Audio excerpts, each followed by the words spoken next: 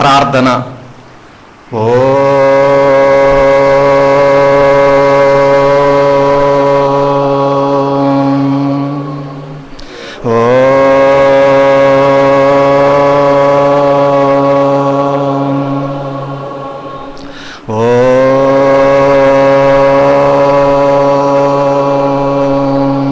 గురుర్బ్రహ్మా గురుర్విష్ణుం గురుర్దేవో మహేశ్వరః గురు సాక్షాత్ పరబ్రహ్మ తస్మై శ్రీ సద్గురువే నమః.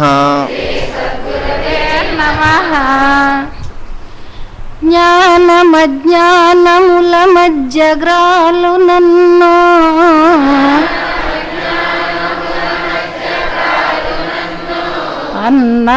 అన్నపానాలకై అంగలార్చు నన్ను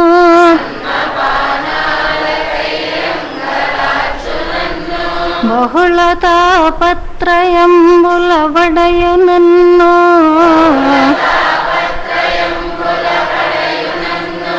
దుఃఖచితి కింధనంబునై దొరలు నన్ను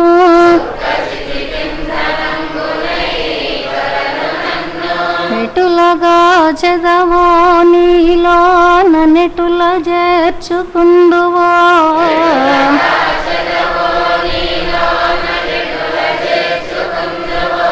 దేవా నేను నీయందే భారమాని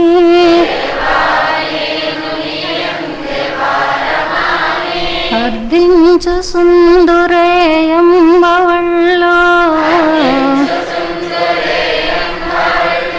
నిన్నే వీక్షించు సుందునే తెన్ను కన్ను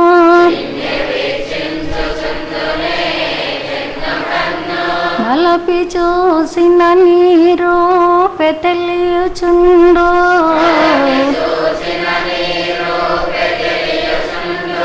నిలసి కాంచిన నీ కాంతి వెలుగుచుండు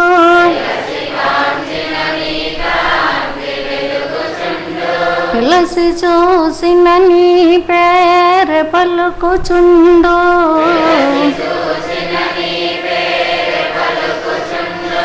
నీవే సకలంబు నీయందు నేను గలను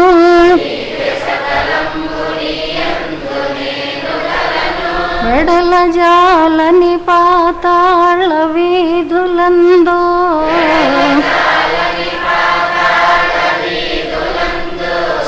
శరణేరని ఆకాశ సీమలందు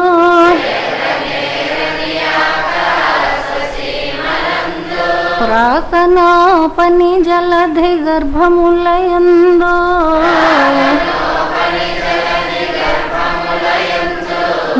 నీవేయున్నావు నాయందు నీవు లేవే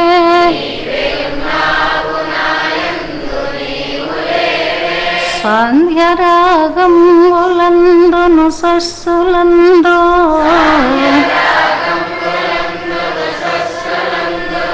కెసలయంబుల ఎర్రని ప్రసవములను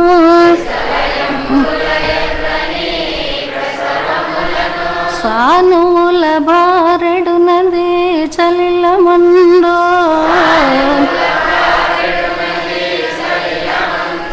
తరచు నా గుండెలో నిరక్తమును పిండి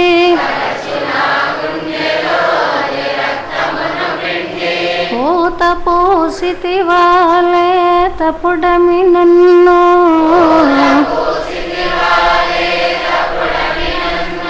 బెట్టు కష్టాలు నే లెక్క బెట్టు నెడల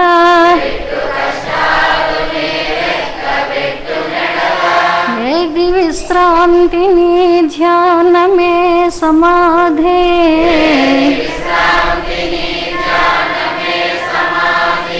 ఏది అవధి నీ పూజయ భీష్ట సిద్ధే వేరు గత్యంతరము లేదు వెదుకరాదు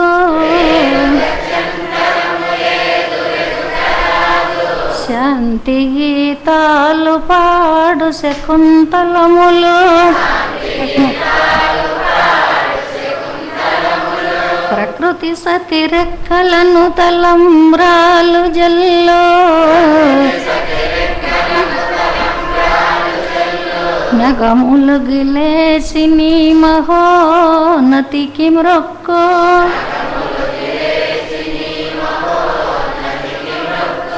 ఎల్లలోకాలు నీయుండులేను నీదో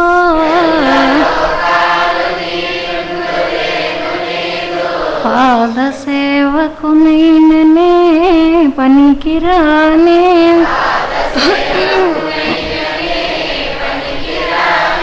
ఎరసి కాపాడు మనుట కక్కరకు రానే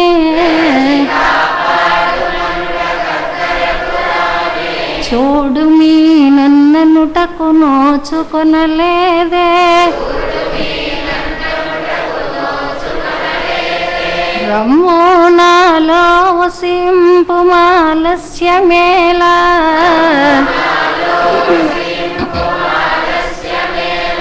రమ్ము నా ఎట్ట ఎదుటకు హెంబులేలా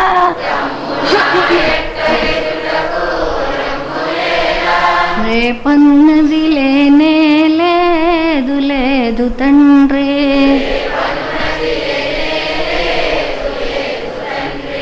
ఓం ఈశ్వర నీవు అనంతుడవు అనుపమానుడవు ఆకాశములే నిండి గాలి వలె వ్యాపించి భూమి వలె చరాచర భూతకోటిని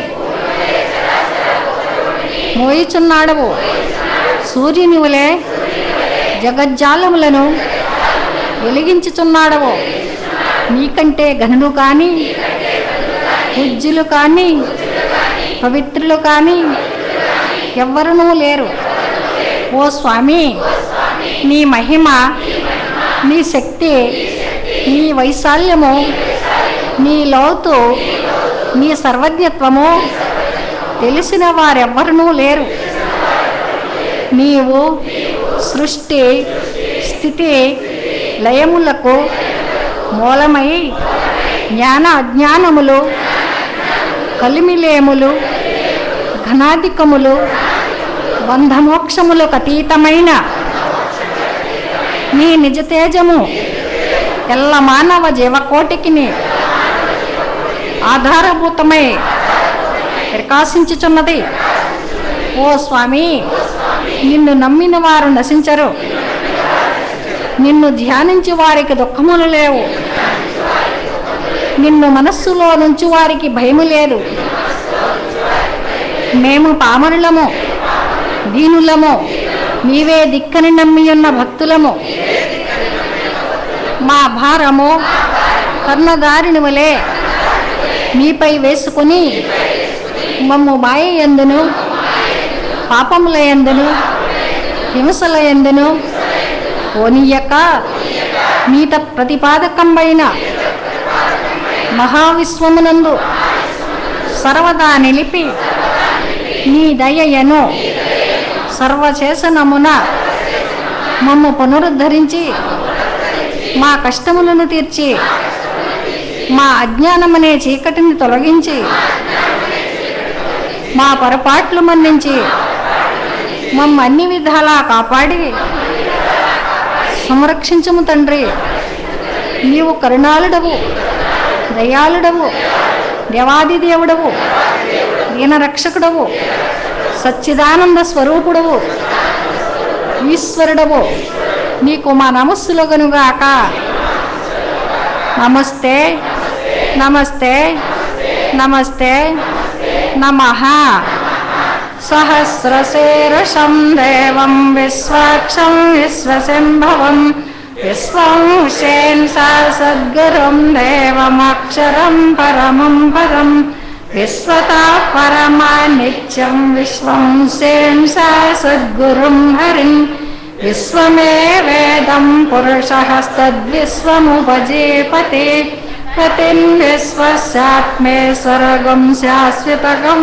శివమత్ శేన్సా సద్గురు మహాజ్ఞే విశ్వాత్మానం పరాయణం ఉష్యేన్ సా సద్గురు పరం జ్యోతిరాత్మా ఉష్యేన్ సా సద్గురు పరః ఉష్యేన్ సా సద్గురు పరం బ్రహ్మతత్వం ఉష్యేన్ సా సద్గురు పరః ఉష్యేన్ సా సద్గురు పరో ధ్యాతాధ్యానం ఉష్యేన్ సా సద్గురు పరః జగత్ సర్వం దృశ్యతే శ్రూయతే పివా అంతర్బహిర్చిత సర్వం వ్యాప్యం ఉష్యేన్ సా సద్గురు స్థితః అనంతమవ్యయం కవిగం సముద్రయంతం విశ్వశంభవం పద్మకోశ ప్రతేకాసంహృదయంప్యదోముఖః అదో నిశ్చావేదశాంతేనాభ్యాం పరితిష్టతే జ్వాలమాలాకులం భాతే విశ్వస్యాయతనం మహతో సంతతకం చిలావిస్థలం భత్యాకోశసన్నిభం తస్యాంతే సర్వం సూక్ష్మం తస్మిన్ సర్వం ప్రతిష్ఠితం తస్య మధ్యే మహార్నగ్నిర్విశ్వాచర్విశ్వతోముఖః సోగ్రభుగ్విభజంతే స్థానాహారమజరః కవిః తీర్యగోర్ధమదైసాయైరస్మైస్తస్య సంతతః సంతాపయతి స్వందేహమాపాదతలమస్తకః తస్య మధ్యే వైంశికార్ణేయోద్వా వ్యవస్థితః నీలతో యదమధ్యస్తద్విజ్వల్లేకేన భాస్వరః నీవారశోకవర్తన్మే పేతాభాస్వచ్చనోపమా తస్య శిఖాయా మధ్యే శ్రేయుష్యేన్ సా సద్గురువస్థితః ఓం సద్బ్రహ్మ ఓం సశివ ఓం సహరిశ్చేంద్ర శ్రేయుష్యేన్ సా సద్గురు పరబ్రహ్మణోక్షరం పరమేశ్వరాట్ రాజాదిరాజాయ ప్రసంహసాహినే నమోయం శ్రవణాయ కుర్మహే సమే కామాన్ కామకామాయ మహ్యం కామేశ్వరో వై శ్రవణ దదాతు కుబేరాయ వై శ్రవణాయ మహారాయాయ నమః ఓం తద్బ్రహ్మ ఓం తద్వాయుః ఓం తత్సర్వం ఓం తత్సర్వం ఓం తత్పురో నమః అంతశ్చరతి భూతేషు గుహాయాం విశ్వమూర్తిషు త్వం యజ్ఞస్త్వం వశక్కారస్త్వం ఇంద్రస్త్వం రుద్రస్త్వం విష్ణుస్త్వం బ్రహ్మస్త్వం ప్రజాపతిః త్వం తదాపాపో జ్యోతిరసంవృతం బ్రహ్మభూర్భువస్సువరో ఈశాన సర్వవిద్యానాం ఈశ్వర సర్వభూతానాం బ్రహ్మాధిపతిర్బ్రహ్మణోధిపతిర్బ్రహ్మ శివో అస్తు సదాశివో తద్విష్ణో పరమం పదకం సదా పశ్యంతి సూరయః దిలేవ చక్షురాతతం తద్విప్రాసో విపన్యవో జాగృవ సంసమిస్తతే విష్ణోర్యత్ పరమం పదకం సత్యం బ్రహ్మపురుషం కృష్ణపింగళం ఊర్ధ్వరేత్ విరూపాక్ష స్వరూపాయ నమో ఓం విరాట్ ఉమరాలీశా సద్గురు స్వరూపాయ ధీమహి తన్నో శ్రీ ఉమరాలీశా సద్గురు ప్రచోదయాత్ ఓం విరాట్ పురుషాయ విద్మహి శ్రీశేన్ సా సద్గురు స్వరూపాయ ధీమహి తన్నో శ్రీశేన్ సా సద్గురు ప్రచోదయాత్ ఓం విరాట్ పురుషాయ విద్మహి శ్రీ ఉమరాయ ధీమహి తన్నో శ్రీ మొయ్యదీన్ సద్గురు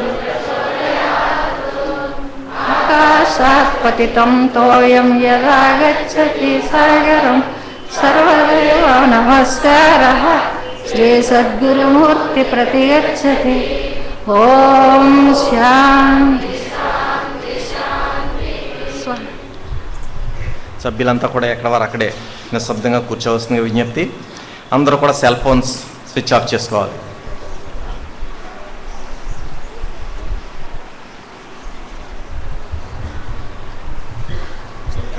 వాళ్ళను తీసుకెళ్ళమ్మా.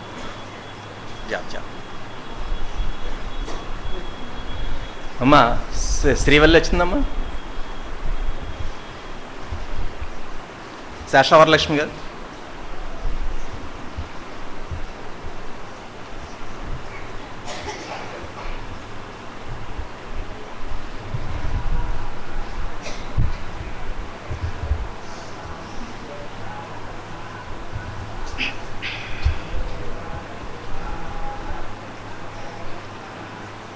మానవ జీవితం ఏ తీరు మారునో గానరాదెవ్వారికి,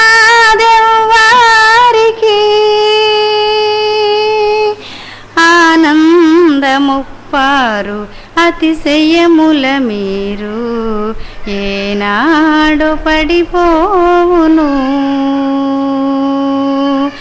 ఏనాడు పడిపోవును. ఆనాడు దుఃఖాలు మేఘాలు వర్షించు, ఆనాడు దుఃఖాలు మేఘాలు వర్షించు, మానసమను వీళ్ళు మునిగి నీరైపోవు, మునిగి నీరైపోవు. మానవ జీవితం ఏ తీరు మారునో గానరాదెవ్వారికి,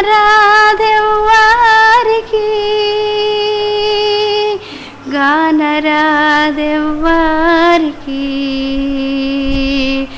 ఏలాటి చిత్రాలు కాల గర్భమునందు, ఏలాటి చిత్రాలు కాల గర్భమునందు గ్రాలిరానున్నవో, గ్రాలిరానున్నవో, గ్రాలిరానున్నవో. మానవ జీవితం ఏ తీరు మారునో గానరాదెవ్వారికి,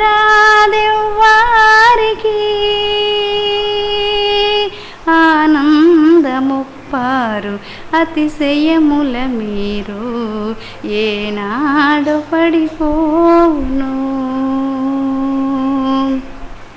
ఫలా పలకమందోరాలు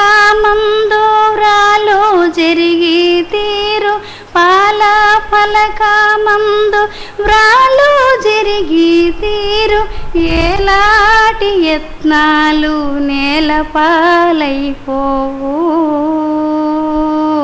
నేలపాలైపోవు. మానవ జీవితం ఏ తీరు మారునో గానరాదెవ్వారికి,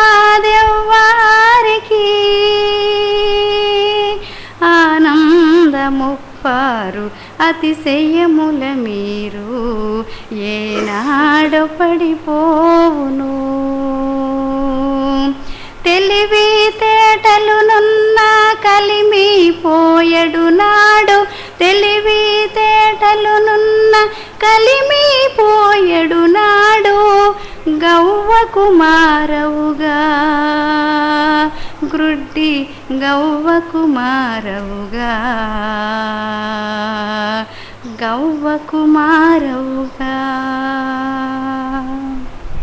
మానవ జీవితం ఏ తీరు మారునో గానరాదెవ్వారికి,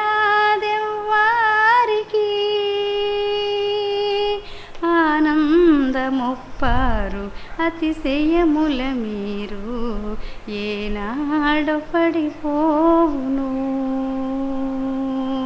ఖలుడని అనిపించు తులువాయని తిట్టించు, ఖలుడని అనిపించు తులువాయని తిట్టించు, ఇలువెళ్ళు గొట్టించు కలవంటిది బ్రతుకు,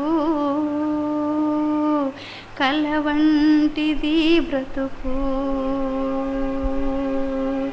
మానవ జీవితం ఏ తీరు మారునో గానరాదెవ్వారికి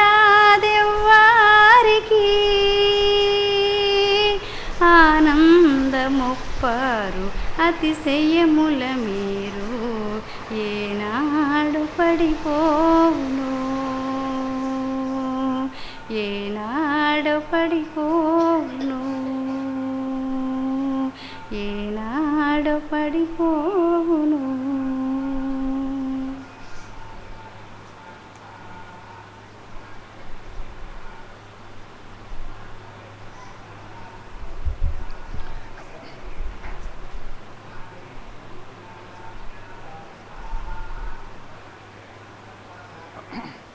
శ్రీ శ్రీ శ్రీ విశ్వ విజ్ఞాన విద్య ఆధ్యాత్మిక చక్రవర్తులకు సాష్టాంగ నమస్కారములు.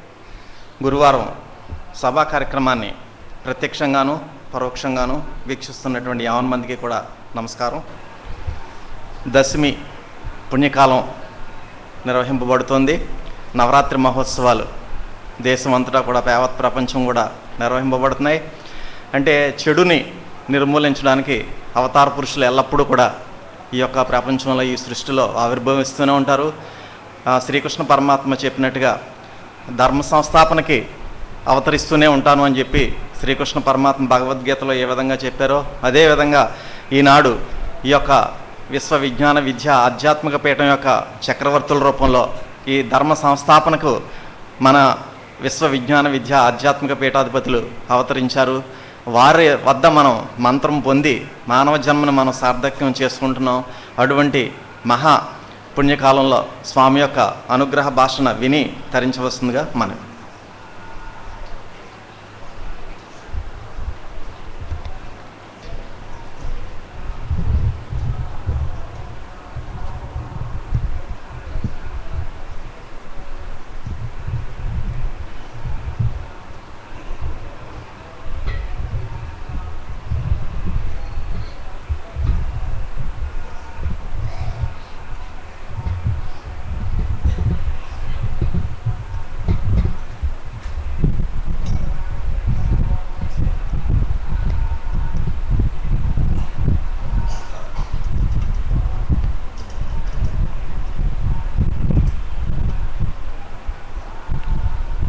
శ్రీ విశ్వ విజ్ఞాన విద్య ఆధ్యాత్మిక పీఠ సభా సభ్యులకు సభ్యేతరులకు పరోక్షంగా ఈ కార్యక్రమాన్ని వీక్షిస్తున్నటువంటి సభ్యులకు నా హృదయపూర్వక మనస్సువాంజలులు.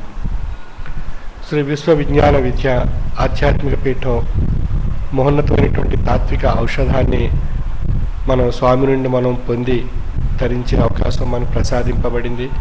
ఏ విధంగా అయితే శరీరంలో ప్రతిరోజు మన యొక్క హృదయం స్పందన చేత రక్తం పరిశుభ్రపరచబడి అది తిరిగి జీవాణువులన్నిటికీ ఏ విధంగా వ్యాప్తి కాబడి స్వచ్ఛమైనటువంటి రక్తాన్ని శరీరంలో ఉన్నటువంటి జీవాణువులకు హృదయం తన స్పందన చేత ఆ రక్తం ఆయా భాగాలకు సరఫరా కాబడి ఆ యొక్క శరీరానికి ఆరోగ్యాన్ని సమకూరుస్తుందో అదేవిధంగా మనసులో ఉండేటువంటి మాలిన్యాన్ని శుభ్రపరచుకోవడానికి మనకు శ్రీ విశ్వ విజ్ఞాన విద్య ఆధ్యాత్మిక పీఠం యొక్క తాత్విక ఔషధాన్ని మన యొక్క మనసులో ఉండేటువంటి మాలిన్యాలను తొలగించి మన యొక్క మనసుని పరిశుద్ధపరచడం జరుగుతుంది. శరీరం పరిశుద్ధత చెంది రక్తము ద్వారా శరీరంలో ఉండేటువంటి జీవాణువులు ఏ విధంగా అయితే పరిశుద్ధత చెంది శరీరానికి ఆరోగ్యాన్ని సమకూరుస్తున్నాయో మనసు కూడా ఆ మనసు తాత్వికమైనటువంటి ఔషధం మనలో ఉండేటువంటి మానసికమైనటువంటి మాలిన్యాన్ని తొలగించి ఆ తాత్విక ఔషధం మనసుని పరిశుద్ధపరచడం జరుగుతుంది. ఈ విధంగా మన మానసికంగా శారీరకంగా మనం పరిశుద్ధాత్మకమైనటువంటి స్థితి పొంది తరించినప్పుడు మనలో ఉండేటువంటి ఆత్మస్వరూపం కూడా పరిశుద్ధత చెందేటువంటి విధానం మనకు తెలియబడుతుంది. ఏ విధంగా తెలియబడుతుంది మన యొక్క ఆత్మ పరిశుద్ధత చెందినట్లుగా అనే విషయాన్ని విశ్లేషించుకున్నట్లయితే శరీరము మనస్సు యందు ఆవహించినటువంటి జీవ చైతన్య శక్తి స్వరూపం కలిగినటువంటిది ఆత్మ స్వరూపము. అంచేత శరీరాన్ని మనస్సుని ఎప్పుడైతే మనం పరిశుద్ధపరచుకున్నామో మనలో ఉండేటువంటి ఆత్మ కూడా పరిశుద్ధపరచబడుతుంది. ఆ విధంగా శరీరము, మనస్సు, ఆత్మ ఈ మూడు పరిశుద్ధత చెందినప్పుడు మనలో ఉండేటువంటి దైవత్వం మనకు మన యొక్క జ్ఞాననేత్రం చేత మనం పొంది తరించేటువంటి అవకాశం మనకి ఏర్పడుతుంది. ఏ విధంగా అయితే భౌతికమైనటువంటి దృష్టి మనకు స్వచ్ఛంగా స్పష్టంగా మనం చూడగలుగుతున్నాం అన్నట్లయితే కారణం మనకి ఎటువంటి దృష్టి లోపం లేకపోవడం చేత మనం కళ్ళతో మనం అన్ని విషయాలు చక్కగా చూసి ఆనందించగలుగుతున్నాం. దృష్టి లోపం ఉన్నట్లయితే మనకు అంధత్వం ఏర్పడడం చేత మనకు అంధకారం కలిగి మనం ఏ వస్తువును స్పష్టంగా చూడకపోవడం లేదా వస్తువును అసలు చూడలేకపోవడం అనేటువంటి స్థితి మనకి ఏర్పడుతుంది, కారణం దృష్టి లోపం వల్ల. అదేవిధంగా మనలో ఉండేటువంటి జ్ఞాననేత్రానికి దృష్టి లోపం లేకుండా ఉండాలి అన్నట్లయితే మనం జ్ఞానస్వరూపమైనటువంటి విషయాల యందు దృష్టి సారించాలి. అప్పుడు మనలో ఉండేటువంటి జ్ఞాననేత్రం వికసింపబడుతుంది.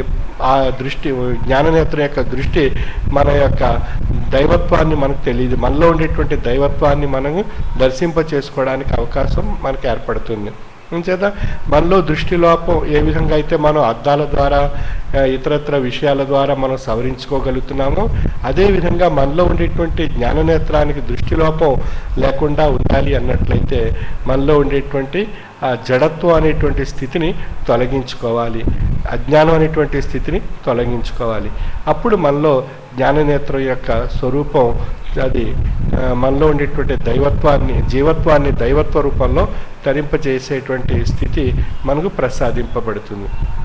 అంతేత మనలో ఉండేటువంటి జ్ఞాననేత్రాన్ని మనం వృద్ధిపరచుకోవాలి అన్నట్లయితే తాత్వికమైనటువంటి గ్రంథ పఠనం ద్వారా జ్ఞాననేత్రం యొక్క స్థితి దృష్టి ఏర్పడి మనలో ఉండేటువంటి జీవత్వాన్ని దైవత్వ రూపంలో పరిణామ రూపంలో పొంది తరించేటువంటి అవకాశం ఉంది. జీవత్వంలో దైవత్వము అన్నప్పుడు మనలో శరీరము, మనస్సు, ఆత్మ ఈ మూడిటి యొక్క స్వరూపంతో ఉన్నటువంటిది మానవ రూపం. ఈ మానవ రూపంలో ఉండేటువంటి మానవాత్మే ఈ ఈశ్వర స్వరూపమైనటువంటి శక్తిగా ఉంది అనేటువంటి విషయం మనకు తెలియబడుతుంది. కానీ మనం ఆ విషయాన్ని వాదన రూపంలో వినగలుగుతున్నాం తప్ప ఆ యొక్క విషయాన్ని మనం దర్శించేటువంటి జ్ఞాననేత్రాన్ని మనం పొందలేకపోతున్నాం. కారణం మనము అజ్ఞానం అనేటువంటి ఆ చీకటి మనలో ఆవహించి ఉండి జడత్వ రూపంలో ఆ యొక్క స్థితి, అజ్ఞానం అనేటువంటి స్థితి మనం కలిగించి మన యొక్క జ్ఞాననేత్రానికి అంధత్వం కలిగేటట్టుగా చేస్తుంది. అందుచేత మనలో ఉండేటువంటి జడత్వాన్ని తొలగించుకుంటూ జ్ఞానస్వరూపమైనటువంటి శక్తి ద్వారా అజ్ఞానాన్ని తొలగించుకున్నట్లయితే మన యొక్క జ్ఞాన దృష్టి వృద్ధి చెందుతుంది. అప్పుడు జ్ఞాననేత్రం చేత మనలో ఉండేటువంటి జీవత్వమే ఈశ్వరత్వంగా ఉంది అనేటువంటి విషయం తెలియబడుతుంది. మంచిది. ఆ జీవత్వాన్ని ఈశ్వరత్వంగా పరిణామ రూపంలో తెలుసుకోవాలి అన్నట్లయితే ఏ విధంగా పాలలో ఉన్నటువంటి నెయ్యిని పొందేటువంటి విధానం మన భౌతిక విధానంలో ఏ విధంగా అయితే తెలియబడుతుందో అదేవిధంగా మనలో ఉండేటువంటి ఆ యొక్క జీవత్వంలో ఇమిడి ఉన్నటువంటి జడత్వాన్ని తొలగించుకున్నట్లయితే ఈశ్వరత్వం తెలియబడుతుంది. హంస ఏ విధంగా అయితే పాలుని నీరుని పాలును పొంది నీరుని ఏ విధంగా అయితే వేరు చేస్తుందో అదేవిధంగా మనలో ఉండేటువంటి జడత్వాన్ని తొలగించి ఈశ్వరత్వాన్ని మనం వృద్ధిపరచుకున్నట్లయితే మనలో ఉండేటువంటి జీవత్వమే ఈశ్వరత్వంగా ఉంది అనేటువంటి విషయం తెలియబడుతుంది. మనలో జీవత్వంలో ఈశ్వరత్వం ఏ విధంగా ఏర్పడింది అనేటువంటి విధానాన్ని విశ్లేషించుకున్నట్లయితే తత్సృష్ట్వా తదేవాను ప్రావిశితు. ఏదైతే సృష్టిలో ఈ మానవ రూపంగా సృష్టింపబడిందో అందులో ఆ రసస్వరూపమైనటువంటి శక్తి ప్రసరింపబడింది అని చెప్తుంది మన యొక్క ఉపనిషత్ రూపమైనటువంటి వాక్యం. తత్సృష్ట్వా తదేవాను ప్రావిస్తూ. అసలు ఇక్కడ ఏది సృష్టింపబడింది? ఉత్కృష్టమైనటువంటి మానవ రూపం సృష్టింపబడింది. ఆ మానవ రూపంలో ఆ ఈశ్వర సన్నిభైనటువంటి శక్తి నిండి ఉన్నది. ఆ ఈశ్వర సన్నిభైనటువంటి శక్తి నిండి ఉన్నదనేటువంటి విషయం భౌతికవాదానికి మనకు తెలిసినప్పటికీ అది అభౌతికమైనటువంటి విధానంలో ఏ విధంగా ఉంది అనేటువంటి విధానంలో భౌతికవాదం నుండి అభౌతికవాదానికి మనం వెళ్ళినప్పుడు మనకు తెలియబడేటువంటి విధానాన్ని విశ్లేషించుకున్నట్లయితే మన యొక్క భౌతికవాదంలో శరీరము, మనస్సు, ఆత్మ అనేటువంటి రూపాలు మనకు తెలియబడుతున్నాయి. ఆ 3 రూపాల్లో ఉండేటువంటి పరిశుద్ధాత్మకమైనటువంటి శక్తిని మనం పొంది ధరించినట్లయితే మనలోనే ఆ యొక్క జీవత్వంలోని ఈశ్వరత్వం ఉందనేటువంటి విషయం తెలియబడేటువంటి అవకాశం ఉంది. మరి ఆ స్థితి మనం పొంది ధరించాలి అన్నట్లయితే దానికి మూలంగా ఉండేటువంటి విషయం ఏది అన్నప్పుడు మేధాశక్తి రూపంలో గ్రహించేటువంటి జ్ఞానం యొక్క స్వరూపం చేత మనలో ఉండేటువంటి ఆ యొక్క తేజస్సుని మనం తరించడానికి అవకాశం ఉంది. తేజస్సు అన్నప్పుడు ఈశ్వర సన్నిపోయినటువంటి తేజస్సు మనం తరించడానికి అవకాశం ఉంది. అంచేత ఆ ఈశ్వర సన్నిపోయినటువంటి ఆ తేజస్సుని పొంది తరింప చేసుకోవడానికే ఈ 84 లక్షల జీవరాశులను క్షాళనం చేసుకుని వచ్చింది మానవ జన్మ. అంచేత ఆ ఈశ్వర సన్నిపోయినటువంటి తేజస్సుని పొంది తరించేటువంటి మార్గాన్ని తెలియచేసేటువంటి వారు సద్గురువర్యులు. ఆ బాటలో పయనింపజేసేటువంటి స్థితిని పొందేటువంటి విధానం తత్వం ద్వారా తెలియబడుతుంది. తత్ త్వం, తత్వము అన్నప్పుడు తత్ త్వం, అది నీవు అనేటువంటి విషయంగా. ఏది నీవు అని ఎప్పుడైతే మనం ప్రశ్నించుకుంటామో అప్పుడే తత్వం యొక్క స్వరూపం మనకు తెలియబడుతుంది. ఆ ప్రశ్న మనలో కలగనప్పుడు మనకి ఏదీ తెలియబడదు. అంచేత మనకు ఆ ప్రశ్న మనం వేసుకున్నప్పుడు మనలో ఉండేటువంటి తత్వం గురించి గ్రహించడానికి అవకాశం ఉంది. అంచేత మొట్టమొదట మనలో ఉండేటువంటి తత్వం స్వరూపం భౌతిక విధానంలో ఏ విధంగా ఉన్నాం మనము అనేటువంటి విషయాన్ని ముందుగా విశ్లేషించుకోవాలి. అన్నప్పుడు మన భౌతిక విధానంలో మనం దుర్భావ లక్షణాలు ఉండొచ్చు, సద్భావ లక్షణాలు ఉండొచ్చు. ఏ సద్భావ లక్షణాలతో మన యొక్క జీవన శైలి ఆదర్శవంతంగా ప్రకటింపబడుతుందో ఆ యొక్క ఆదర్శవంతమైనటువంటి భావాలు మనలో ఉన్నప్పుడు ఆ తత్వం మనం పొంది తరించేటువంటి అవకాశం ఏర్పడుతుంది. మనలో దుర్భావపరమైనటువంటి భావాలు ఉన్నప్పుడు ఆ దుర్భావపరమైనటువంటి లక్షణాలతో కూడినటువంటి తత్వం మనలో నిండి ఉంటుంది. అందుచేత మనం సద్భావపూరితమైనటువంటి తత్వాన్ని ఆశ్రయించి అనుసరించినట్లయితే మనలో ఉండేటువంటి తత్వం యొక్క స్వరూపం మనకు నిరూపణ కాబడుతుంది. ఆ విధంగా మనలో ఉండేటువంటి దుర్భావపరమైనటువంటి భావాలను తొలగించుకొని సద్భావపరమైనటువంటి తత్వాన్ని మనం వృద్ధిపరచుకోవడానికి మనం ప్రయత్నం చేయాలి. అప్పుడు మనకి భౌతిక తత్వంలో మన యొక్క సద్భావపూరితమైనటువంటి తత్వంగా మనం ఉన్నాము అనేటువంటి విషయం మనకు మొట్టమొదటి తెలియబడుతుంది.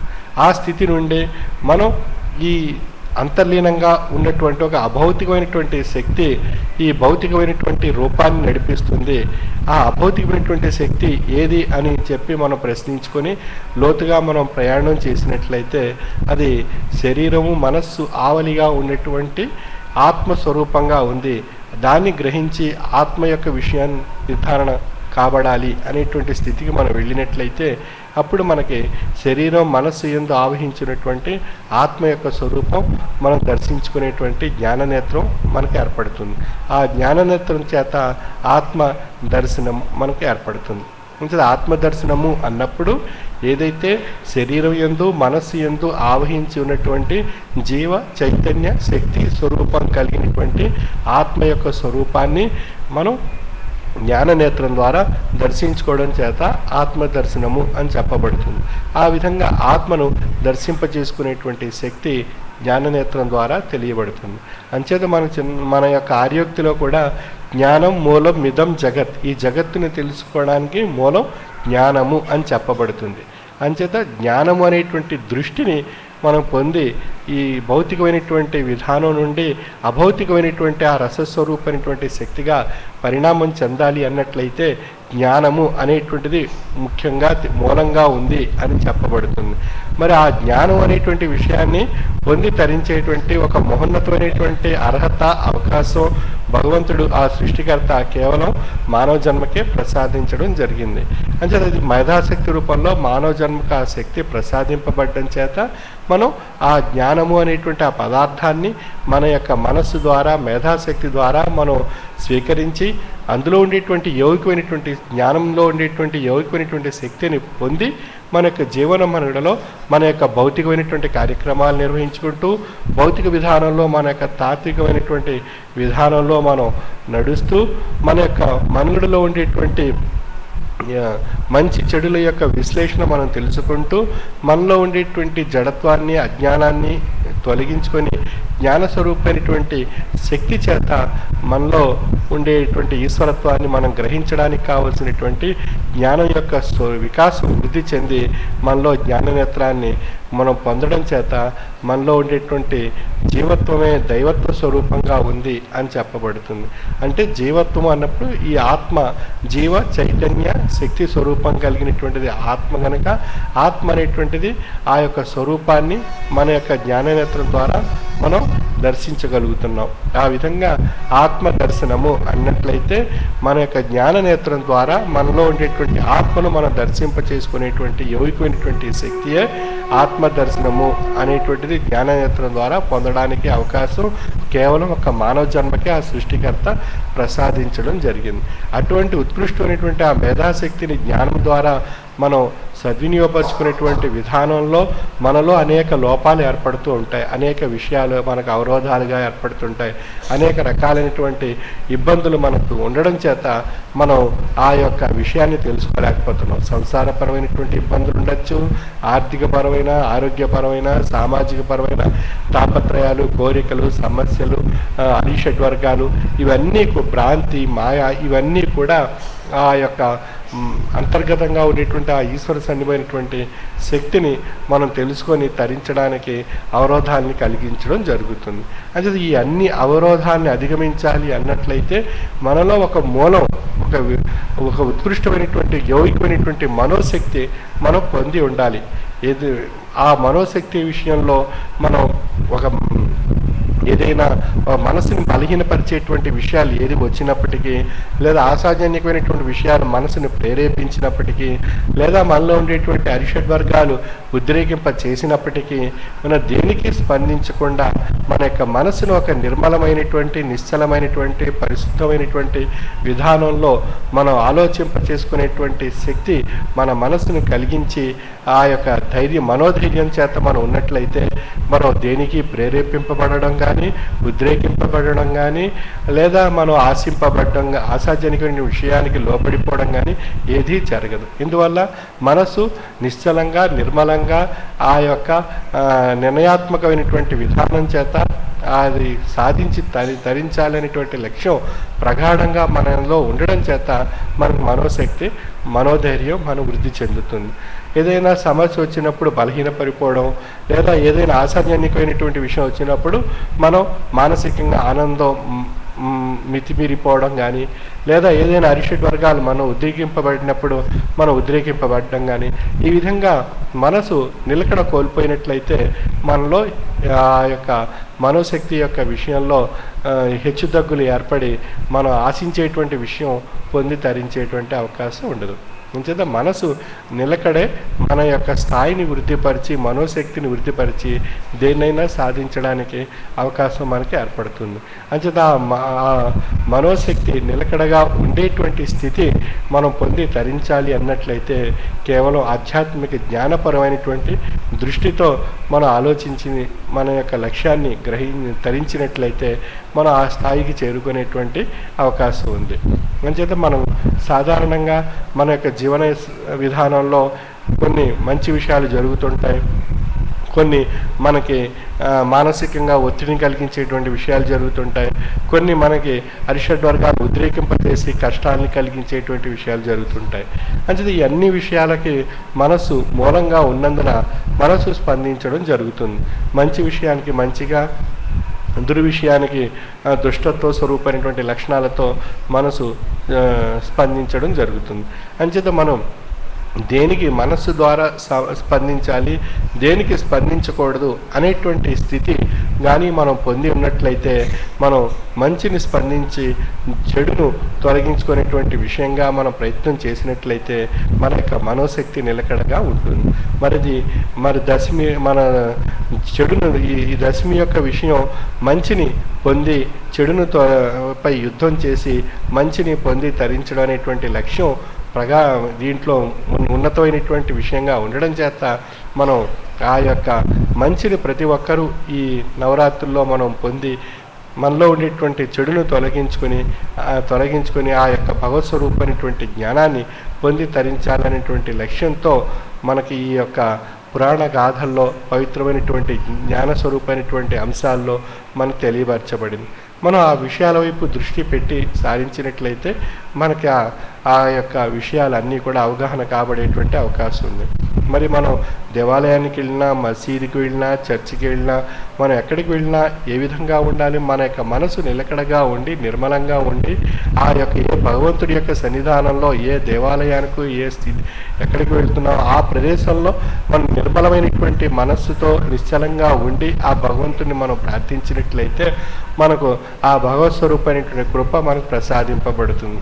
ఏదో తొందరగా గుడికి వెళ్ళి పనులు ముగించుకొని మన భౌతికమైనటువంటి కార్యక్రమాలు ముగించుకొని ఇంకేదేదో ఇతర విషయాల వైపు మనం ప్రణాళికలు వేసుకుని మనం ఆ భగవంతుని యొక్క దర్శనం పొందేటువంటి విధానంగా ఉన్నట్లయితే మనకి మన యొక్క దృష్టి ఈ పని అయిపోయి ఆ పనిలో వెళ్ళాలి, ఆ పని తర్వాత ఈ పని వెళ్ళాలి అనేటువంటి ఆ మనస్సు ఆ యొక్క విధానాల చుట్టూ తిరుగుతుంది తప్ప నిలకడ అనేటువంటిది ఆ మనసులో ఏర్పడదు. అంచేత మనం ఎక్కడైతే ఏ ప్రదేశానికి అయితే దానికి సమయాన్ని కేటాయించుకొని మనం ఆ యొక్క సన్నిధానానికి చేరామో ఆ స్థితిలో అక్కడ ఆ ప్రదేశంలో మన యొక్క మనసుని అర్పించుకొని నిర్మలంగా నిలకడగా మన ఉన్నంతసేపు ఆ భగవత్నామ స్మరణలో ఉన్నట్లయితే ఆ భగవత్ కృప మనకు ప్రసాదింపబడుతుంది. ఆ విధంగా మనం భగవంతుని యొక్క ధ్యానము చేత, జ్ఞానము చేత, లక్ష్యం చేత మనలో ఆ భగవత్ కృప మనకు ప్రసాదింపబడుతుంది. మంచిదా, మన ధ్యానము లోపించి జ్ఞానము లోపించి లక్ష్యం లోపించినట్లయితే మనం పొందేటువంటి అవకాశం ఉండదు భౌతికవాదంలో. అంచేత మన లక్ష్యం ఏర్పడాలి అన్నట్లయితే పరిపూర్ణమైనటువంటి భక్తి, విశ్వాసము ఆ పవిత్రమూర్తి యందు మనకు ఉండాలి. అప్పుడు మన యొక్క లక్ష్యం మనలో మనం ఏర్పరచుకొని మనం ఆ యొక్క కార్యక్రమంలో పాల్గొనేటువంటి అవకాశం ఏర్పడుతుంది. అంచే ధ్యానము ఆ యొక్క మూర్తిని, పవిత్ర మూర్తిని మనం ఏదైతే ఆశించినటువంటి ఆ పవిత్ర మూర్తి యందు మనం ధ్యానంతో నిష్ఠతో ఉన్నట్లయితే మనలో ఆ మనోశక్తి రూపంలో ఆ భగవంతుని యొక్క కృప మనకు ప్రసాదింపబడుతుంది. జ్ఞానము ఏదైతే ఆ భగవంతుని యొక్క సన్నిధానంలో ఏదైతే ఆ జ్ఞాన గ్రంథ పఠనంలో ఉండేటువంటి విషయాలు మనం అర్థం చేసుకోవాలనేటువంటి విధానంలో మన మనసుని అర్పించుకున్నట్లయితే జ్ఞానము యొక్క లక్ష్యం మనకి, జ్ఞానం యొక్క స్వరూపం మనకు తెలియబడుతుంది. అంచే జ్ఞానము లక్ష్యము ఈ మూడు కూడా మనం ఏ పవిత్ర మూర్తి యొక్క సన్నిధానాన్ని చేరుకుంటామో ఆ స్థితిలో ఆ మూడు కూడా అక్కడ పాటించినప్పుడు మనకు అప్పుడు ఆ పవిత్రమైనటువంటి జ్ఞాననేత్రం యొక్క స్థితి చేత మనలో ఉండేటువంటి ఈశ్వరత్వాన్ని మనం దర్శింప చేసుకునేటువంటి అవకాశం మనకే ఏర్పడుతుంది. అంటే ఈ మానవ జన్మ ఈ సృష్టిలో జ్ఞానము చేత ఆ ఈశ్వరత్వాన్ని తనలో ఉండేటువంటి ఈశ్వరత్వాన్ని తరించి ముక్తిని పొంది తరింప చేసుకోవడానికి వచ్చింది ఈ మానవ జన్మ. 84 లక్షల జీవరాశులను క్షాళనం చేసుకుని వచ్చినటువంటి ఆత్మ.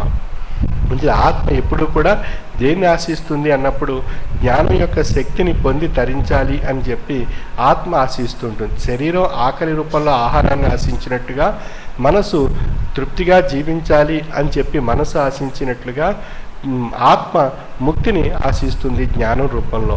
అంచేత మనం ఆత్మకు కావలసినటువంటి ఆ యొక్క జ్ఞానాన్ని మనం పొందేటువంటి అవకాశాన్ని, కాలాన్ని మన యొక్క జీవన మనుగడలో సద్వినియోగపరచుకోవడానికి మనోశక్తితో నిలకడగా ఆ యొక్క యోగికమైనటువంటి జ్ఞానాన్ని పొందినట్లయితే అప్పుడు మనకి ఆ యొక్క ఆత్మ ఆశించేటువంటి పదార్థాన్ని మనం ఇవ్వగలిగేటువంటి అవకాశం మనకి ఏర్పడుతుంది. శరీరం ఆశించేటువంటి పదార్థం మనం వెంటనే మనం శరీరానికి ఆ యొక్క ఆహారాన్ని అందించి ఆ శరీరాన్ని సంతృప్తి పరుస్తున్నాం.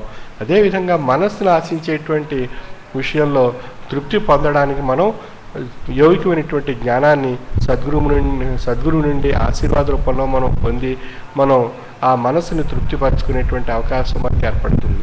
కానీ ఆత్మ స్వరూపం యొక్క విషయంలో జ్ఞానాన్ని మన ఆత్మకు ఏర్పాటు చేసుకుని తృప్తిపరిచేటువంటి విధానంలో జ్ఞానం యొక్క విషయంలో మనం ముందడుగు వేయలేకపోతున్నాం. అంచేత ఆ యొక్క లోటుని మనం సవరించుకున్నట్లయితే జ్ఞానం యొక్క స్వరూపం మనకు తెలియబడుతుంది.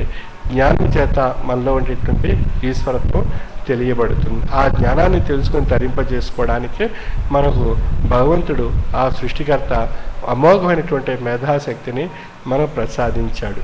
మొదట ఆ మేధాశక్తితో మనం జ్ఞానాన్ని గ్రహించేటువంటి అవకాశాన్ని, కాలాన్ని సద్వినియోగపరుచుకునేటువంటి విధానంలో మనం సరైనటువంటి విధానంలో కాలాన్ని వెచ్చించలేకపోతున్నాం. అంచేత ఆ కాలాన్ని వెచ్చించినట్లయితే కలిగేటువంటి లబ్ధి మనకి జీవన మనుగడలో మనకే తెలియబడుతుంది.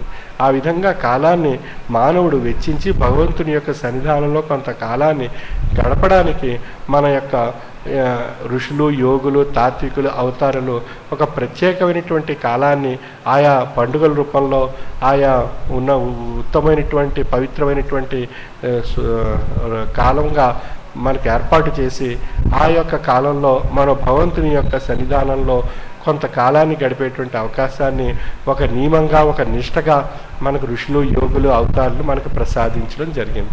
ఆ విధంగా ప్రసాదించబట్టి మనం వాటికి, ఆ పవిత్రమైనటువంటి కాలానికి ఆయా పండుగల రూపంగా మనం పేర్లు పెట్టుకొని అందులో ఉండేటువంటి మంచి విషయాలను ఆ కాలంలో గ్రహించి మనలో ఉండేటువంటి దుష్టత్వాన్ని తొలగించుకోవడానికి జ్ఞానస్వరూపమైనటువంటి గ్రంథాల్లో ఉండేటువంటి విషయాన్ని ఆ కాలాల్లో అభ్యాసం చేయడం చేత ఆ పండుగ కాలాల్లో మనకి మంచి అనేటువంటి విషయం మనలో క్రమేపీ వృద్ధి చెందుతుంది. ఆ మంచి వృద్ధి చెందినప్పుడు సమాజంలో అందరిలో కూడా ఆ భగవత్ స్వరూపం యొక్క శక్తి నిరూపణ కాబడుతుంది. అంచేత మంచి గ్రహించడం చాలా కష్టం, చెడు గ్రహించడం చాలా సులభం. చాలా సూక్ష్మంగా చెడుని గ్రహించవచ్చు. మంచిని గ్రహించడానికి చాలా కష్టపడాలి. అందుచేత కష్టములు పడకుండా గాంచనేరవు బ్రహ్మ వస్తువు నాస్తికాభాసముందు అని చెప్తున్నాడు తత్వవేత్త. అంచేత ఈ బ్రహ్మ వస్తువుని గ్రహించడానికి ఎంతో కష్టపడాలి. ఒక చెడు వస్తువుని గ్రహించడానికి సూక్ష్మమైనటువంటి కాలంలో గ్రహించవచ్చు.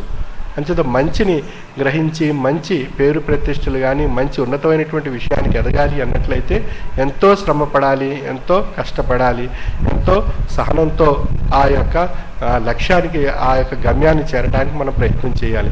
ఒక చెడును పొందాలి అన్నట్లయితే లిప్త కాలంలో చెడును పొందొచ్చు. చెడు ద్వారా చెడు ఎంతో తొందరగా వ్యాప్తి చెందుతుంది. మంచి చాలా చాలా కాలం పడుతుంది మంచి వ్యాప్తి చేయడానికి. అంచేత మంచిని వ్యాప్తి చేయడం ఎంతో సమయం తీసుకుంటుంది. చెడు తొందరగా వ్యాప్తి చెందుతుంది. అంచేత సమాజంలో, ఈ సృష్టిలో, ఈ మానవ జీవన వ్యవస్థలో చెడు అనేటువంటిది తొందరగా వ్యాపిస్తుంది. మంచి అనేటువంటిది చాలా సమయంతో కూడుకొని అది ఆ వివరం, ఆ యొక్క విషయం విశ్లేషణ తెలియబడుతుంది. అందుచేత మంచిని గ్రహించడానికి మనం ప్రయత్నం చేసినట్లయితే ఎన్ని కష్టాలు వచ్చినా, ఎన్ని నష్టాలు వచ్చినా, ఎన్ని సమస్యలు వచ్చినా, అవరోధాలు వచ్చినప్పటికీ కూడా మంచిని గ్రహించి తరించాలి అనేటువంటి లక్ష్యం మనలో ఉన్నప్పుడు ఆ విషయం మనకు తెలియబడుతుంది. మనం చెడు అనేటువంటి విషయం మనలో, మన యొక్క మనోభావంలో ఉన్నప్పుడు ఆ చెడుని తొలగించుకోవడానికి మనం ప్రయత్నం చేయాలి. అప్పుడు మనకి చెడు అనేటువంటి విషయం తొలగింపబడుతుంది. అందుచేత మనలో ఈ పవిత్రమైనటువంటి కాలం యొక్క విషయంలో మనం ఈ యొక్క దుష్టత్వాన్ని తొలగించుకొని దుష్ట శిక్షణ, శిష్ట రక్షణ, దుష్టత్వం తొలగించుకొని మంచిని పొంది తరింప చేసుకునేటువంటి గొప్ప యోగికమైనటువంటి కాలంగా మనకి ఆ అవతారులు, ప్రవక్తలు, యోగులు, తాత్వికుల చేత ప్రసాదింపబడినటువంటి జ్ఞానాన్ని మనం అందులో ఉండేటువంటి విషయాలు గ్రహించడానికి మనం ప్రయత్నం చేసినట్లయితే జ్ఞానం యొక్క అభ్యాసం చేత మనలో మంచి అనేటువంటిది ఏర్పడుతుంది. ఆ మంచి యొక్క ఆ యొక్క తీపి అది ఎంతో ఆనందాన్ని కలిగిస్తుంది. చెడు యొక్క తీపి అది విషాన్ని మనలో ప్రేరేపింపజేస్తుంది. అంచేత విషం, తీపి రెండూ కూడా మన ముందు ఉంచినప్పుడు మనం దేని స్వీకరిస్తాం అనేటువంటి విషయం మనం జ్ఞానము ద్వారా మాత్రమే మనకు తెలియబడుతుంది. జ్ఞానము ద్వారా ఇది తీపిగా ఉంటుంది, ఇది విషరూపంగా ఉంది అనేటువంటి విషయం మన యొక్క జ్ఞానం ద్వారా మనకు తెలియబడుతుంది. మన జ్ఞానం కానీ విషయం లోపించినట్లయితే అది మంచి, అది తీపి పదార్థమా, అది విష పదార్థమా అనేటువంటి విషయం మనం గ్రహించలేము. ఇందువల్ల జ్ఞానం యొక్క విషయంలో స్తంభించిపోవడం చేత. అంతే జ్ఞానము ద్వారా ఏది మంచి, ఏది విషం అనేటువంటి విషయం ఏ విధంగా అయితే గ్రహించడానికి అవకాశం ఏర్పడిందో, అదేవిధంగా మన యొక్క దైనందిన జీవన విధానంలో వచ్చేటువంటి మంచిని పొందుతూ చెడును తొలగించుకునేటువంటి విషయం ఆధ్యాత్మిక జ్ఞానం యొక్క విశ్లేషణ ద్వారా మనం వృత్తిపరుచుకున్నట్లయితే అప్పుడు మన యొక్క జ్ఞాననేత్రం జ్ఞాన దృష్టి ఏర్పడి మనలో ఉండేటువంటి ఈశ్వరత్వాన్ని మనం పొంది తరించేటువంటి అవకాశం మనకు ఏర్పడుతుంది. అటువంటి పవిత్రమైనటువంటి కాలాన్ని మనం పండుగల రూపంలో ఆయా రోజుల్లో, ఆయా సమయాల్లో, ఆయా మతాల్లో, ఆయా ధర్మాల్లో, ఆయా అవతారులు, ప్రవక్తలు మనకు నిర్ణయించి ఆ రోజున ప్రత్యేకించి భగవంతుని యందు సద్భావంతో, కృపతో, భగవంతుని యందు దృష్టి ఏర్పరచుకుని ఆ సమయాన్ని సద్వినియోగపరచుకోవాల్సిందిగా ఆయా పండుగల్లో ఆయా పవిత్ర మూర్తులు మనకి నిర్ణయించడం జరిగింది. అది ఆచారంగా మనం ఆయా ధర్మాల్లో, ఆయా మతాల్లో మనం ఆచరిస్తున్నాం. అంచేత ప్రతి ఒక్కరూ ఆ భగవంతుడు ప్రసాదించినటువంటి పవిత్రమైనటువంటి కాలాన్ని మనం సద్వినియోగపరుచుకుంటూ కేవలం ఆ పండుగ రోజు ఒక్కరోజే మనం ఏదైనా గ్రంథాలు చదివి మంచి విషయాలు గ్రహిద్దాం అని ఒక్కరోజు అనుకుంటే సరిపోదు. నిరంతరం మనం గ్రంథ పఠనం చేత ఆ యొక్క మంచి స్వరూపమైనటువంటి సద్భావ స్వరూపమైనటువంటి జ్ఞానాన్ని మనం వృద్ధిపరచుకోవడానికి ప్రయత్నం చేయాలి. ఏదో ఒక రోజు పండుగ వచ్చింది, ఆ రోజు మనం ఆ పవిత్రమైనటువంటి గ్రంథం తీసుకుని చదివినంత మాత్రాన మన ఆ యొక్క ఆధ్యాత్మికమైనటువంటి జ్ఞానం వృద్ధి పొందదు, మనలో ఉండేటువంటి జ్ఞాననేత్రం వికసింపబడదు. నిజంగా మనం ఆ యొక్క జ్ఞానాన్ని మనం పొందాలి అన్నట్లయితే ప్రతిరోజు కొంత సమయాన్ని వెచ్చించి ఆ జ్ఞానం యొక్క గ్రంథ పఠనం ద్వారా మనలో ఉండేటువంటి జ్ఞాన దృష్టిని వృద్ధిపరచుకునేటువంటి కాలాన్ని మనం సద్వినియోగపరచుకున్నట్లయితేనే అప్పుడు మనకు ఆ బ్రహ్మ వస్తువు మనకు తెలియబడుతుంది.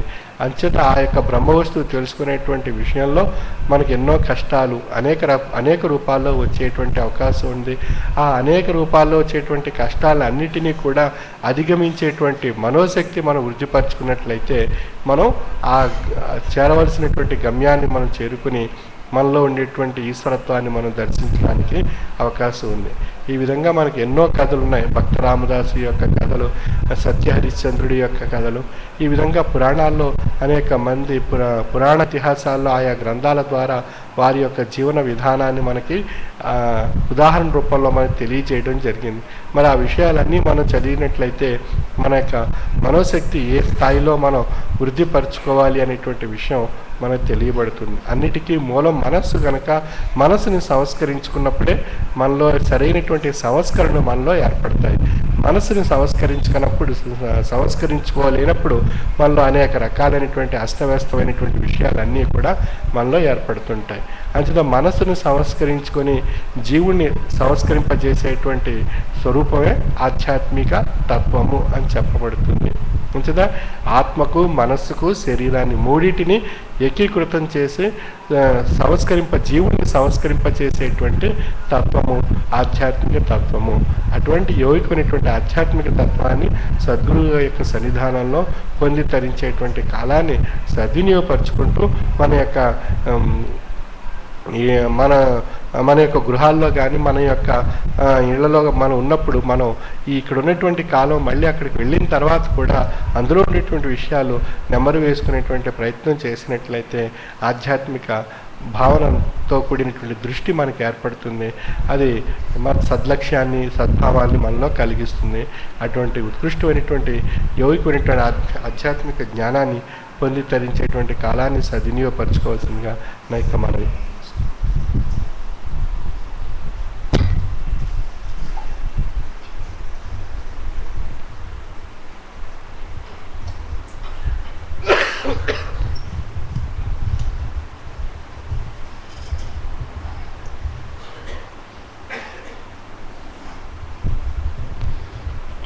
స్వామి ఉపదేశించిన విధంగా మనందరూ కూడా ప్రతిరోజు కొంత సమయాన్ని మన యొక్క పీఠాధిపతుల చేత రచింపబడినటువంటి గ్రంథాలని అధ్యయనం చేయడానికి, తత్వజ్ఞానం మాసపత్రిక అధ్యయనం చేయడానికి, ఆరాధనా కార్యక్రమాల్లో కొంతకాలాన్ని మనం 1-2 గంటల పాటు వెచ్చించి ఆ జ్ఞానామృతాన్ని నేర్చుకున్నట్లయితే తద్వారా స్వామి మనకి ఆ చెడుని మనం నిర్జించగలిగి మంచిని పెంపొందించగలిగేటటువంటి విధానంలో హంస పాలను నీళ్లను ఏ విధంగా విడదీయగలుగుతుందో ఆ పరమాత్మ స్వరూపంగా ఉన్నటువంటి జీవాత్మ స్వరూపం కూడా ఆ చెడును నిర్మూలించుకుని మంచిని పెంపొందింపజేసుకునే శక్తి మనకు లభిస్తుంది అట్ని కొంతకాలం కొంత సమయాన్ని మనం ఈ యొక్క ఆధ్యాత్మిక జిజ్ఞాసను పెంపొందింపజేసుకోవడానికి మనం ప్రయత్నం చేసినప్పుడు. అంచేత ప్రతి ఒక్కరు కూడా గ్రంథాలు చదవడం ఒకటి, రెండు ఆరాధనా కార్యక్రమాలకు హాజరవడం ఒకటి, మనకు వచ్చినటువంటి తెలిసిన విషయాన్ని మిగతా శిష్యులకి ఆ యొక్క 2 మాటలు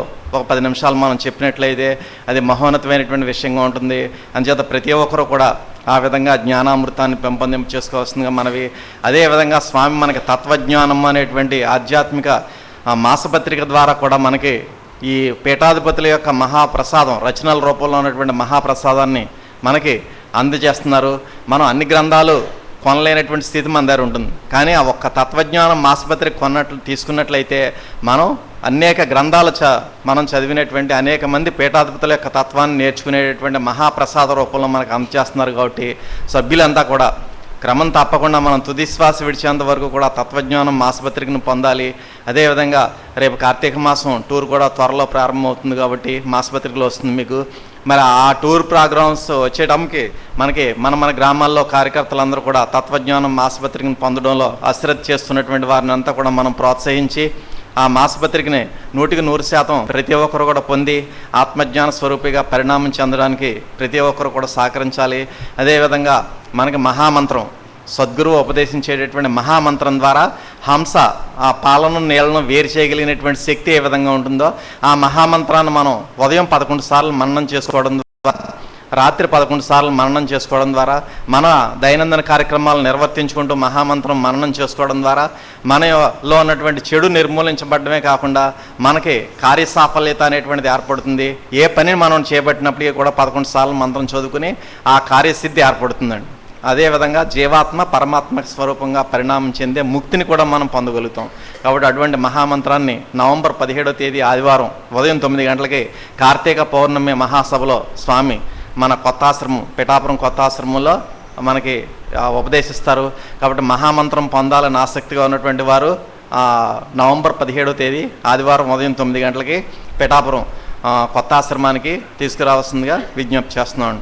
తర్వాత మనకి ఈ యొక్క భగవంతుడు మనకు ప్రసాదించిన సంపదలో కొంత భాగాన్ని మనం ఖచ్చితంగా ఈ యొక్క ఆశ్రమ నిర్వహణకి ఆశ్రమ నిర్మాణానికి కూడా కేటాయించి మన కార్యక్రమాలను మనం నిర్వర్తించుకున్నప్పుడు స్వామి యొక్క కృపకు మనం పాత్రలు అవుతాం. కాబట్టి ఆ విధంగా స్వామి చెప్పినటువంటి ఈ విషయాలన్నీ కూడా మనం పాటించి స్వామి కృపకు పాత్రలు కావాల్సిందిగా మనవి. తర్వాత ఆధ్యాత్మిక శిక్షణా తరగతులు మనం ప్రతి సభ్యుడు కూడా మన పీఠం అంటే ఏమిటి, మన గురువుగారు ఏం చెప్తున్నారు, మన పీఠం ఏం ప్రబోధిస్తుందని ఎవరైనా అడిగినప్పుడు మనం చెప్పగలిగినటువంటి స్థితి మనకు ఉండాలి.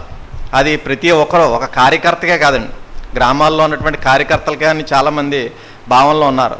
ప్రతి సభ్యుడు కూడా ఈ పీఠం అంటే ఏమిటి, ఈ సద్గురువు ఏం ఉపదేశిస్తున్నారు, మీ పీఠానికి ఎందుకు వెళ్తున్నారంటే ఒక 10 నిమిషాలు మనం చెప్పగలిగినటువంటి స్థితి మన ప్రతి ఒక్కరికి కూడా రావాలి. దానికి మన స్వామి ఆధ్యాత్మిక శిక్షణా తరగతులు అనేటువంటివి ఆ తరగతులను ఏర్పాటు చేస్తున్నారు. అది డిసెంబర్ 14-15 తేదీల్లో ఇక్కడే ఈ పూజా మందిర్లోనే మనకు ఏర్పాటు చేస్తున్నారు. కాబట్టి ఎవరైనా ఈ యొక్క 10 నిమిషాలు మన తత్వాన్ని నేర్చుకుని మీరు తత్వజ్ఞానం అవ్వచ్చు, లేదా శాతత్వం అవ్వచ్చు, లేదా తత్వప్రబోధం అవ్వచ్చు, లేదా మనకి ఏ పీఠాధిపతిని రచనలైనా సరే మీరు ఒక 10 నిమిషాలు మాట్లాడగలిగినటువంటి విధంగా తయారవ్వాలి. మరి రోజుకు ఒక లైన్ నేర్చుకున్నప్పటికీ కూడా బ్రహ్మాండంగా మనం 10 నిమిషాలు మాట్లాడవచ్చండి. డిసెంబర్ దాకా టైం ఉంది. కాబట్టి ప్రతి ఒక్కరు కూడా కార్యకర్తలే కాదు, ఖచ్చితంగా కార్యకర్తలు నేర్చుకోవాలి. కార్యకర్తలతో పాటు మిగిలినటువంటి సభ్యులు కూడా ఈ యొక్క ఆధ్యాత్మిక శిక్షణా తరగతుల్లో పాల్గొని స్వామి యొక్క కృపకు పాత్రలు కండి. కారణం ఏంటంటే ఏ కమిటీలోని కూడా స్వామి కూర్చోరండి, కానీ ఈ యొక్క ఆధ్యాత్మిక కమిటీలో మాత్రం ఉదయం 9 గంటల నుంచి మళ్ళీ సాయంకాలం 6 గంటల వరకు కూడా ఈ ఎన్ని రోజులు ఉంటే అన్ని రోజులు కూడా స్వామి కూర్చుని ఆ సభ్యులు చెప్పేటటువంటి విషయాలన్నీ కూడా వింటున్నారు. అదొక మహత్తరమైన ఆశీర్వాదం ఆ విధంగా. కాబట్టి ఆ అవకాశాన్ని ప్రతి ఒక్కరు కూడా సద్వినియోగం చేసుకోండి. మన గ్రామాల్లో జరుగుతున్నటువంటి ఆరాధనా కార్యక్రమాల్లో సభ్యులను ప్రోత్సహించండి, ప్రతి ఒక్కరు కూడా మాట్లాడేలాగా. అంచేత మాట్లాడే వాళ్ళు మాట్లాడడం, కీర్తన చదివే వాళ్ళు చదవడం అని కాకుండా ప్రతి ఒక్కరు కూడా ఆ కీర్తన చదివేలాగా, ఉపన్యాసం చెప్పేలాగా, ఆ విషయం తెలుసుకునేలాగా అందరినీ కూడా ప్రోత్సహించవలసిందిగా మనవి. అదేవిధంగా మొక్కలు నాటే కార్యక్రమాన్ని కూడా స్వామి ప్రతి సభలోనూ కూడా చెప్తున్నారు. అంచేత వర్షాలు కూడా చక్కగా ఉన్నాయి కాబట్టి ప్రతి ఒక్కరు కూడా ఆ స్వామి చెప్పిన విధంగా ఒక్కొక్క మొక్క నాటి అది స్వామి మొక్కగా మనం పెంపొందింపు చేసుకుని దాని యొక్క ఫలాలు వచ్చిన తర్వాత ఆరాధనలో పెట్టుకుని అది మహాప్రసాదంగా స్వీకరించినట్లయితే మనకి బ్రహ్మాండమైన ఆరోగ్యం వస్తుంది, మన కుటుంబ సభ్యులు ఆరోగ్యంగా ఉంటారు స్వామి యొక్క ఆశీర్వాదం వల్ల. అందుచేత ప్రతి ఒక్కరు కూడా ఈ మొక్కలు నాటే కార్యక్రమంలో కూడా పాల్గొనవలసిందిగా మనవి. తర్వాత ఈ ఆరాధనా కార్యక్రమాల్లో మరి ప్రతి ఒక్కరు కూడా మన యొక్క ఈ పుట్టినరోజు సందర్భంగా కానీ లేదా మ్యారేజ్ డే సందర్భంగా కానీ లేదనుకుంటే ఏ శుభ సందర్భం ఏర్పడినప్పటికీ కూడా గృహప్రవేశం సందర్భంగా కానీ లేదా మనం ఏదో వెహికల్స్ కొనుక్కుంటాం, ఆ వెహికల్స్ కొనుక్కున్నటువంటి సందర్భంలో కానీ చాలామంది చక్కగా ఆరాధనలు పెట్టించుకుని స్వామి యొక్క ఆ కనుసన్నల్లో స్వామి యొక్క ఆశీర్వాదం పొందే విధంగా ప్రయత్నం చేస్తున్నారు.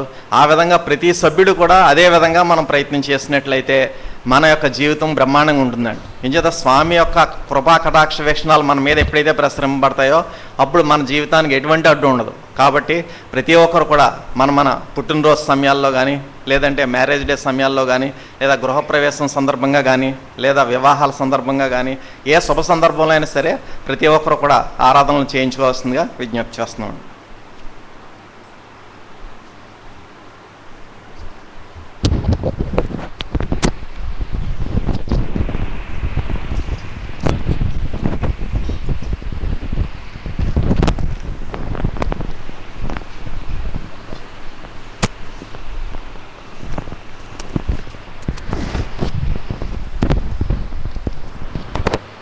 విశాఖపట్నం జి వెంకటనాథయ్య గారు మరియు రామకృష్ణరాజు గారు మరియు వారి కుటుంబ సభ్యులు ఆరాధన.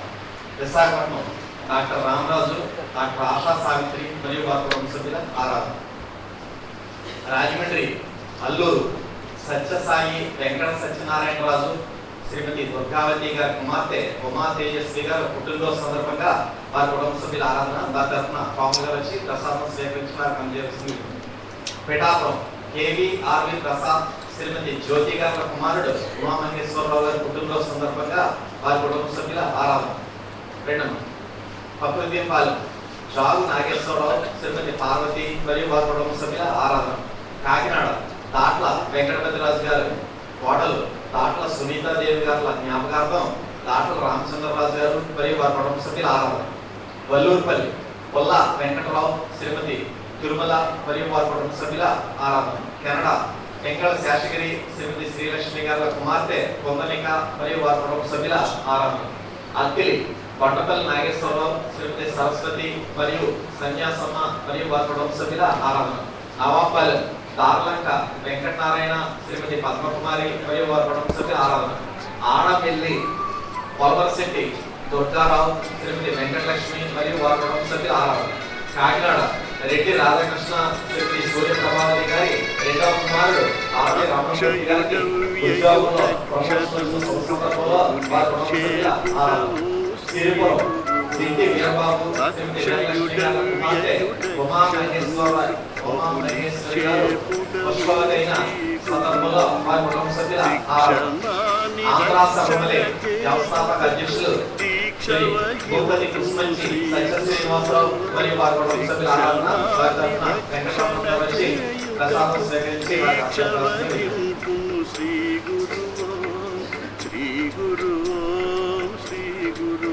కార్తీక పౌర్ణమి మహాపుణ్య కాలంలో ఎవరైనా ఆరాధన చేయించాలి అని ఆసక్తిగా ఉన్నట్లయితే ఆ పేర్లు ఇక్కడ నాకు కానీ లేదా మన దక్షిణరాజు గారికి కానీ లేదా అప్పరాజు గారికి కానీ ఇవ్వాల్సి విజ్ఞప్తి చేస్తున్నాం. కార్తీక మాసం అంటే మహాపుణ్యకాలం, అందులోని కార్తీక పౌర్ణమి అంటే ఇంకా ఎంతో పుణ్యకాలం. అటువంటి కార్తీక పౌర్ణమి సభలో నవంబర్ 17వ తేదీ ఆరాధన చేయించాలని ఆసక్తిగా ఉన్నటువంటి వారు ఏ విధంగా ఆరాధన చేయించో మమ్మల్ని అడిగి తెలుసుకుని విజ్ఞప్తి చేస్తున్నాం. కార్తీక పౌర్ణమి మహాపుణ్యకాలంలో ఆరాధన చేయించాలనుకున్న వారు రేఖ అప్పరాజు గారిని సత్యనారాయణ గారిని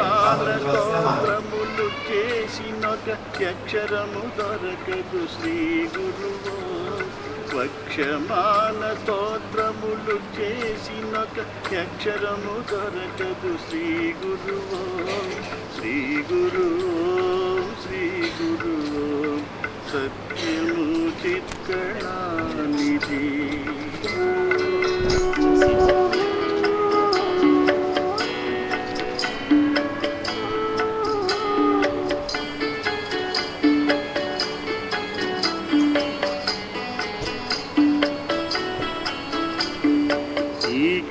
దయనీక్షణ చేసి సుభిక్షణ సంగిన శ్రీ గురువో ఈక్షితి దయనీక్షణ చేసి సుభిక్షమ సంగిన శ్రీ గురువో పక్షపాతమేటికి రక్షకుడవు దాక్షిణ్యనిధి శ్రీ గురువో పక్షపాతమేటికి రక్షకుడవు దాక్షిణ్యనిధి శ్రీ గురువో శ్రీ గురువో శ్రీ గురువో సత్యము చిత్కళానిధి.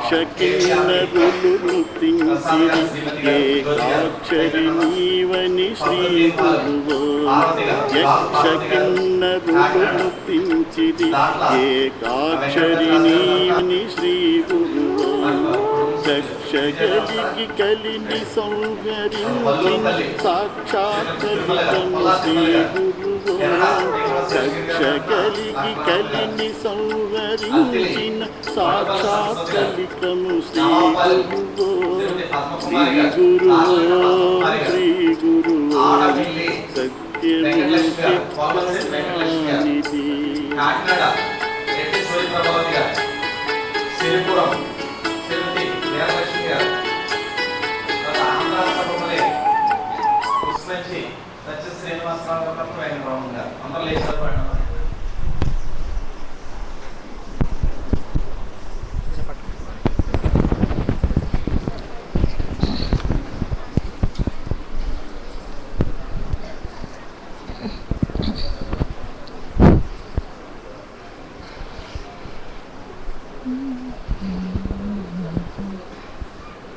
నలుగురు పట్టుకోండి అమ్మ. తర్వాత ఒక శరణం అయ్యాక మీరు వెనక్కొచ్చాయి. మిగతా నలుగురు వెనకాల పట్టుకోండి. ఒక నలుగురు పట్టుకోండి, ఒక శరణం అయ్యాక వెనక్కొచ్చాయి. చెప్పమ్మా.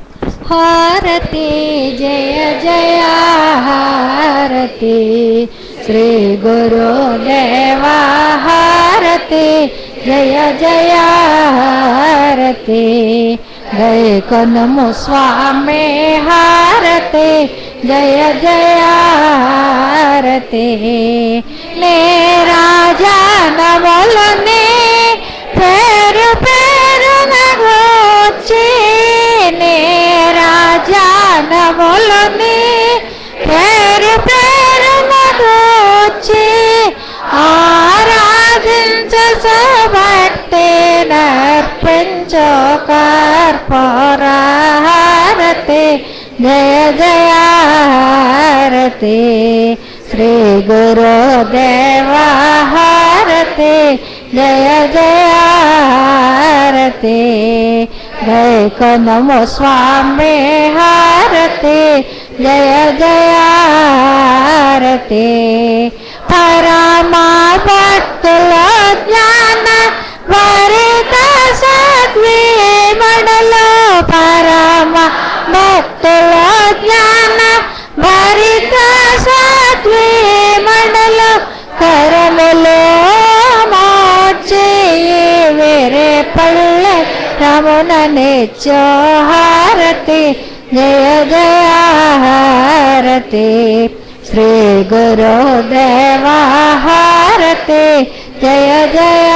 హారతి గైకొనము స్వామి హారతి జయ జయ హారతి పరతత్వ తేజమున పరములు మాకిచ్చే పరతత్వ తేజమున పరములు మాకిచ్చే హరయో మరలేశ సద్గుర నరసి నటుల నిధిగ హరయో శని సద్గుర నరసి నటుల నిధిగ హరయో నయ్యగిన భాష సద్గుర నరసి నటుల నిధిగ జయ జయ హారతి శ్రీ గురుదేవ హారతి జయ జయ హారతి వైకొనము స్వామి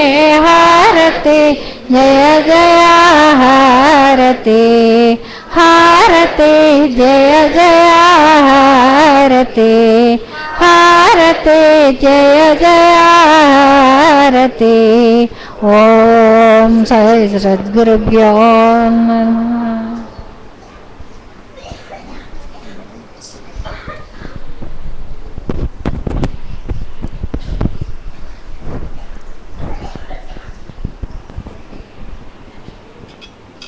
అమ్మా హారతి సేకరించిన మరలా మేము ఈ స్థానాలకు వెళ్ళి కూర్చోవడం అందరూ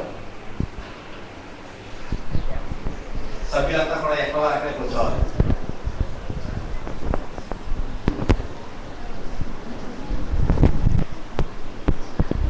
ప్రతి వారం